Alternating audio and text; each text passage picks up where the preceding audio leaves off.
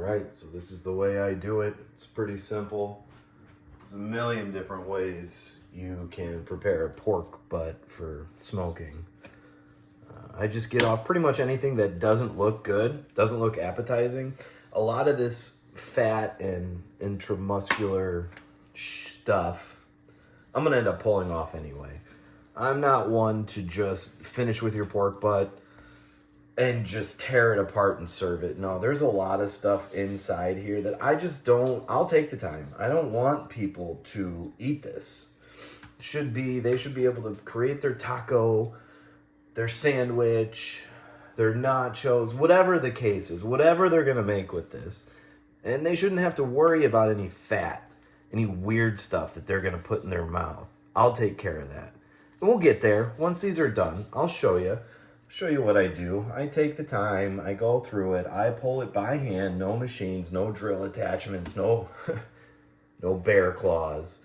You know, a lot of people like those bear claws, but you know, the donut's good, but the actual tool for pulling these, not that great, in my opinion. Everybody's opinion is different. There's a lot of different ways to do this.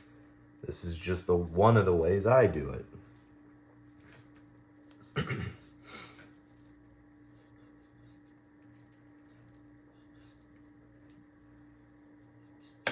I used to make my own rub.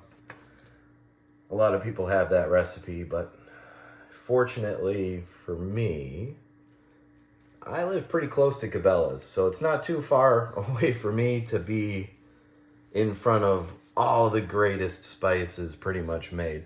Not that Cabela's is the only place to get them. There's tons of different places you can get spices. And I'm open to anybody who's willing to tell me one that they like that I should try. But I can tell you the second floor Cabela's, Hoffman Estates, has a lot, and I mean a lot, of options. So, again, just kind of getting off the stuff that I don't like the way it looks, realistically. And I'm going to cross-section this here, just kind of cut through this fat. Try and get some spices, some of that rub deep down into this muscle. I'm going to keep this fat cap. A lot of people cut it off, but I am going to keep it because I like my sleep. So I actually run this overnight. I set my smoker to about 190 and 190 degrees Fahrenheit, that is. And I roll with it that way.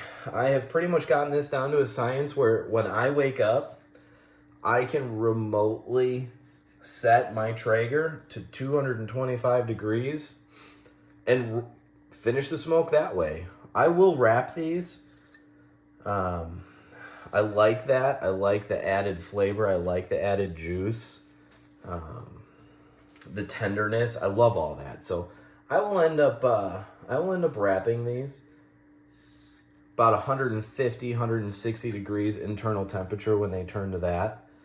And then again, that's, you know, at 190 degrees, these are 9 pounds. That'll probably be about 9 o'clock in the morning tomorrow, which is perfect. And you know, we'll wrap them. We'll set that temperature back up a little bit, you know, from 190 to 225, and hopefully this will be done around noon, and we should be eating around 2. So I'll put it in a cooler and kind of mingle and have a good time, and then we will eat. I believe we're making these into tacos tomorrow. Then I'm sure I'll have leftovers because I make way more than I'm ever going to need. So these pork shoulders, they'll feed us for the rest of the week pretty much. So that's the first one down. Relatively simple. I make a mess. There's no doubt about it. My wife, she knows it. I know it. There's no denying it.